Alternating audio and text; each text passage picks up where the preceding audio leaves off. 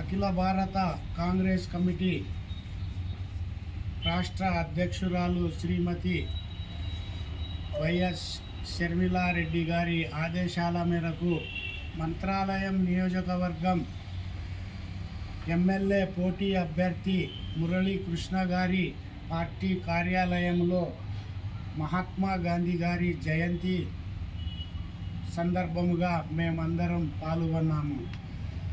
ఈ జయంతి సందర్భముగా మహాత్మా గాంధీ గారి చిత్రపటానికి పూలమాలలు వేసి ఘనంగా నివాళులు అర్పించుకుని స్వీట్లు పంచుకుని తిని ఆవేదన వ్యక్తం చేస్తున్నాము. దేశానికి స్వతంత్రం కోసము ఆనాడు కాంగ్రెస్ కమిటీ ఆధ్వర్యంలో కాంగ్రెస్ కమిటీ మహానాయకులు ధన ప్రాణ త్యాగాలతో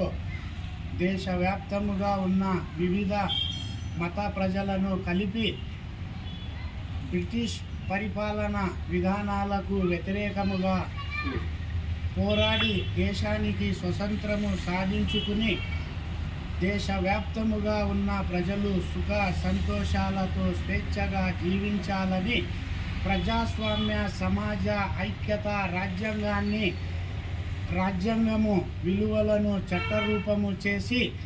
దేశ ప్రజలకు మేలు చేసిన మహాత్మా గాంధీజీని హత్య చేసిన ఉన్మాది సావర్కర్ మతోన్మాదులు అధికారం కోసమే ప్రజాస్వామ్య సమాజ ఐక్యత విలువల గౌరవాన్ని దెబ్బతీయాలా అనే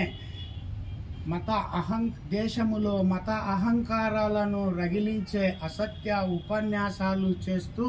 అధికారములోకి వచ్చినారు. మతోన్మాదుల పాలనలో దేశ ప్రజలకు దేశవ్యాప్తముగా ఉన్న పేద ప్రజలకు సంక్షేమ పథకాలు అందించకుండా అణచివేసి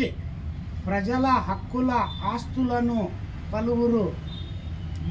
ప్రైవేట్ వ్యక్తులకు తాకట్టు పెట్టి వారి మతోన్మాదుల ప్రైవేట్ వ్యక్తుల అమ్మకపు ధరలను మొయ్యలేని ప్రజలపై మోపుతూ దేశ ప్రజలను బలహీనంపరిచిన మతోన్మాదుల పాలన తీరుపై సుప్రీంకోర్టు సుమోటుగా కేసు నమోదు చేసుకొని దేశ సంపదను గండి కొట్టించిన మతోన్మాదుల నుంచి ప్రజాస్వామ్య సమాజ ఐక్యత విలువల ఆత్మగౌరవాన్ని కాపాడాలని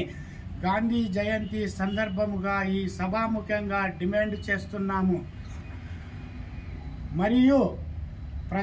సెక్యులర్ భారతదేశములో మత అహంకారాలను రగిలించే ఉపన్యాసాలు చేయో ఉన్మాదులను తక్షణమే ఉరిశిక్ష వేసే ప్రత్యేక చట్టం అమలు చేయాలని సభాముఖంగా డిమాండ్ చేస్తూ నాకు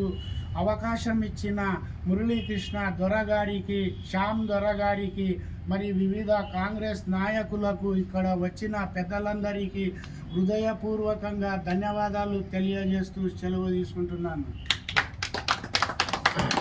సందర్భంగా అందరూ మా నాయకులు అందరూ వచ్చి పెద్ద కడవూరు మండలము, కొత్తమందు అందరూ కోసి మండలము, మన జిల్లాని అందరూ వచ్చి నివాళులర్పించినాము. ఈరోజు పూలమాలంతో అందరూ కలిసి నివాళులర్పించి మనం తెలిపినాము.